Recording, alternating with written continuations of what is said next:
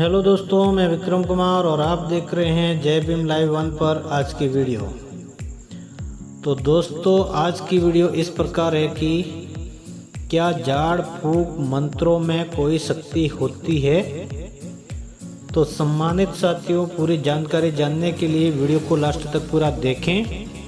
Channel पर पहली बार आए हैं तो प्लीज़ चैनल को सब्सक्राइब कर लें, साथ ही बेल नोटिफिकेशन को दबाकर ऑल पर सेट करें ताकि हमारी वीडियो की नोटिफिकेशन बिना किसी रुकावट को पहुंचती रहे। चलिए दोस्तों, वीडियो को करते हैं शुरू।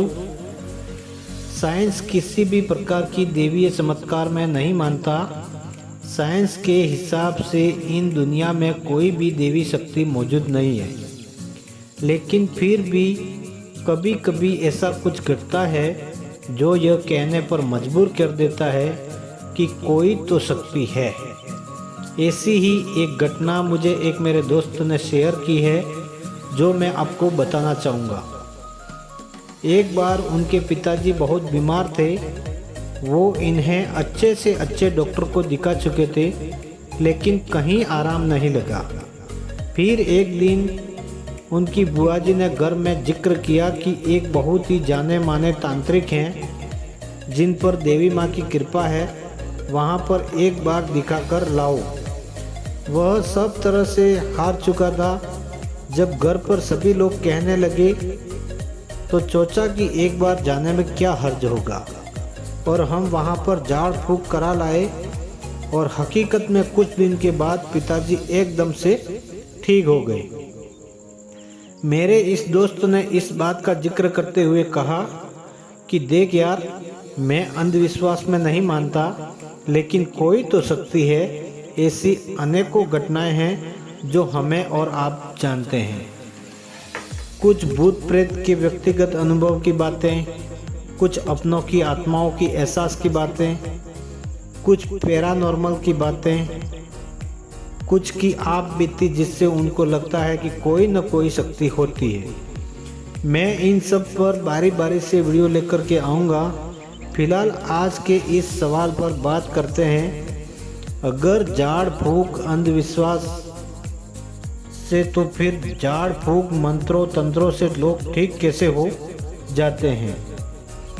क्या झाड़ फूंक और मंत्रों के पीछे किसी शक्ति का हाथ होता है, या फिर इसके पीछे भी कोई साइंस है। हम इंसान समूह के आदी होते हैं। किसी अपने को लेकर जब हम परेशान होते हैं तब हम किसी और कारण के बारे में ज़्यादा नहीं सोचते हैं। तब हमारे लिए हमारे प्रियजनों का स्वास्थ्य ही प्राथमिकता होती है। हम चाहते हैं चाहे कुछ भी हो, कैसे भी हो, बस वह स्वस्थ हो जाए। तब हमारे लिए किसी भी तर्क और तथ्यों का कोई महत्व नहीं होता, लेकिन हमारी इस भावना के लिए सच्चाई नहीं बदलती।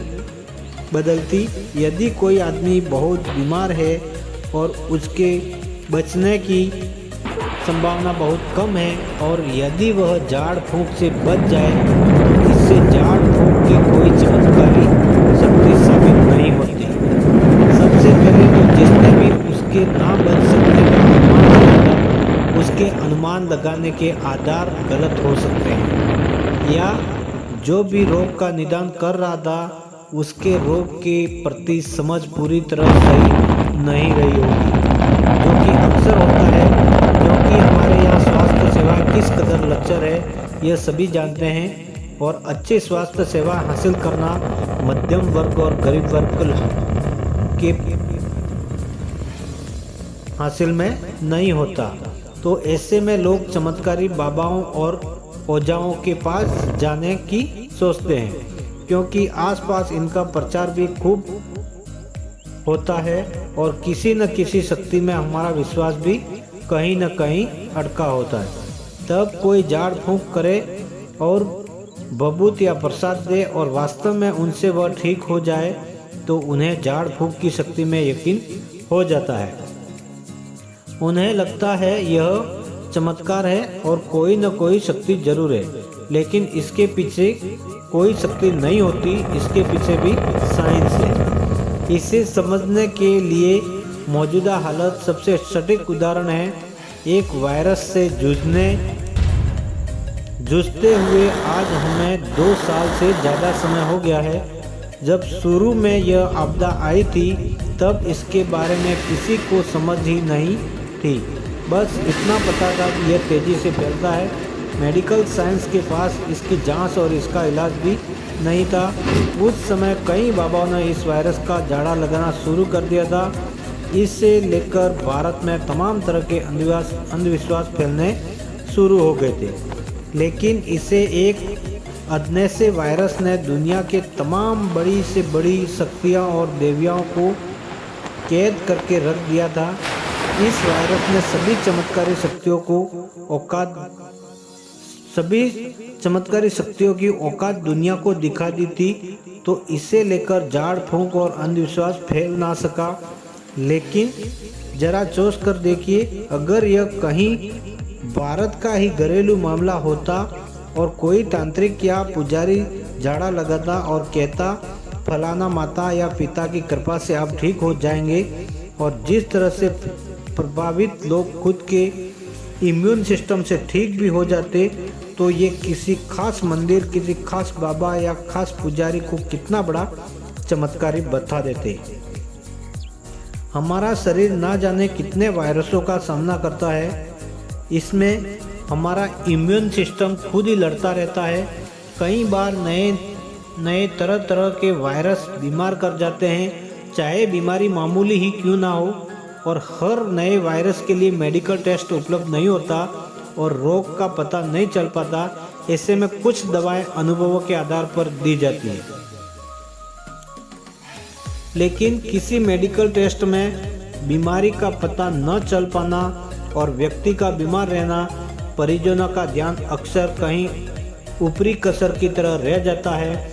तो ऐसे में ओझाओं और तांत्रिकों की तलाश की जाती है, और क्योंकि झाड़ फूंक के साथ दवाएं चलती रहती है और हमारा इम्यून सिस्टम भी रोग से लड़ता रहता है, और इसी दौरान कोई झाड़ा लगाने और कुछ दिन में रोगी ठीक हो जाए तो उनके लिए झाड़ फूंक का चमत्कार सच हो जाता है।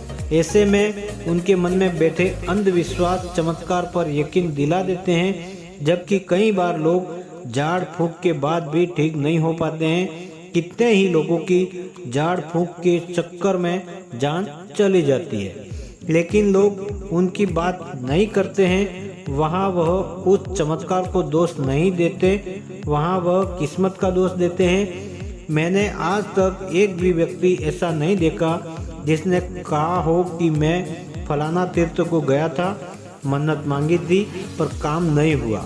मैं फलाना बाबा के पास गया था लेकिन ठीक नहीं हुआ। मैं फलाना मजार पर गया था लेकिन मेरी मुराद पूरी नहीं हुई।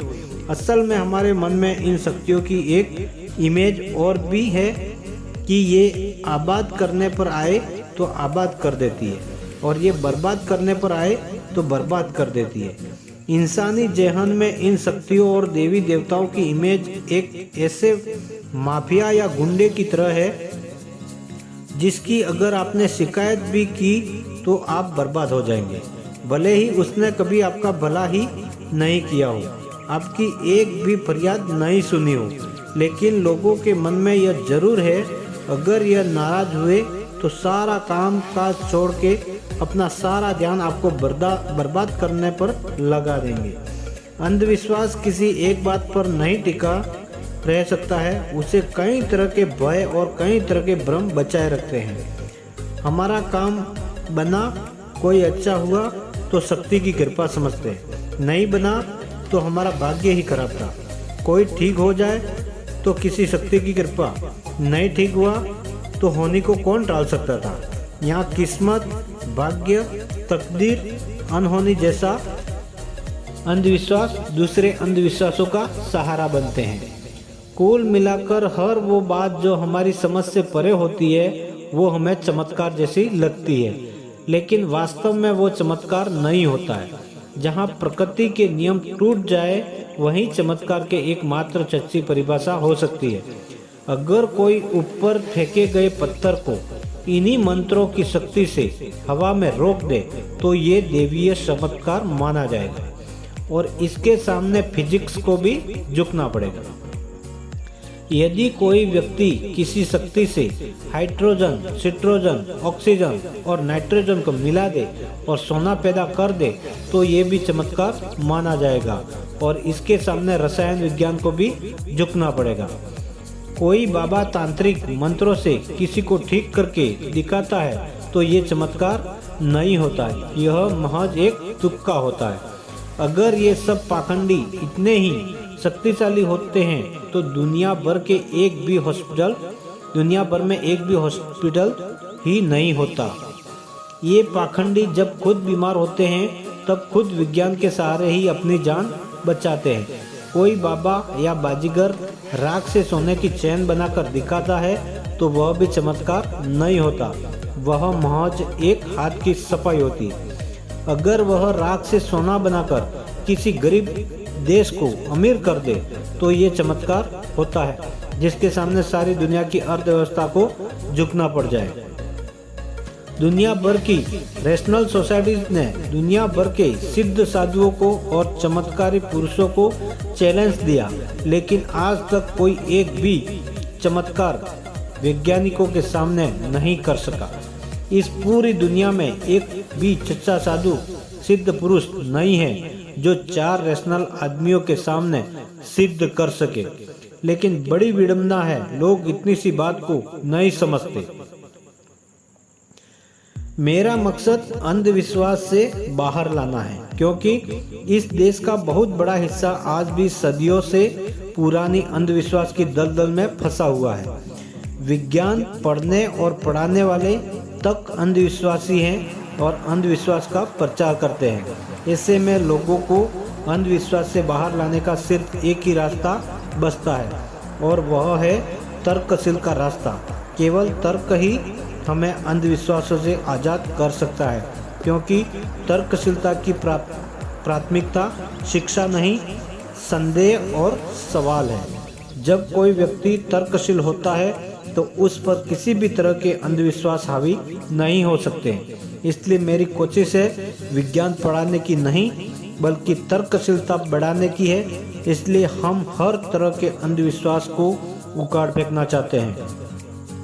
रही बात महापुरुषों की झूठे होने की बात, तो झूठे होने और अज्ञानी होने में फर्क होता है। मैं खुद को अज्ञानी कहता हूँ क्योंकि मुझे इस सृष्टि का संपूर्ण ज्ञान नहीं है, और यदि कोई दावा करे कि वो इस सृष्टि का अंतिम सच जानता है, कि वो इस सृष्टि को बनाने वाले को जानता है, तो वह झूठा है या अज्ञानी है, यह आप तय कीजिए। इस संसार के अतीत से लेकर वर्तमान का हर एक व्यक्ति, चाहे वह कोई पुरुष हो या महापुरुष, अज्ञान से ज्ञान की ओर बढ़ा है और बढ़ता है और भविष्य में भी बढ़ेगा। लेकिन संपूर्ण ज्ञानी न तो कोई था न ही कोई होगा। अभी तक की खोजों में अतीत के लिए किए गए ईश्वर को लेकर के सभी दावे बेकार साबित हुए हैं। ईश्वर अभी खोजा ही नहीं गया है। अगर कोई कहे कि उसने खोज लिया है तो वह झूठा है या ज्ञानी, ये बात आप तय करें। लोगों को अपने महापुरुषों के बारे में अज्ञानी सुनने में बड़ी कठिनाई होती है, लेकिन सभी धर्म ग्रंथों के इस तरह के दावों के लिए, सभी योगी और संतों के दावों के लिए इस तरह अज्ञानी कहना तो विनम्रता की बात है, वरना सच्चाई और उनकी नीयत तो इससे कठोर शब्दों का आग्रह करती है। आज के लिए इतना ही दोस्तों, मिलते हैं जल्दी ही किसी वीडियो के साथ में। मेरे साथ इस वीडियो के अंत में बने रहने के लिए आपका बहुत बहुत आभार। जय भीम, नमो बुद्धाय।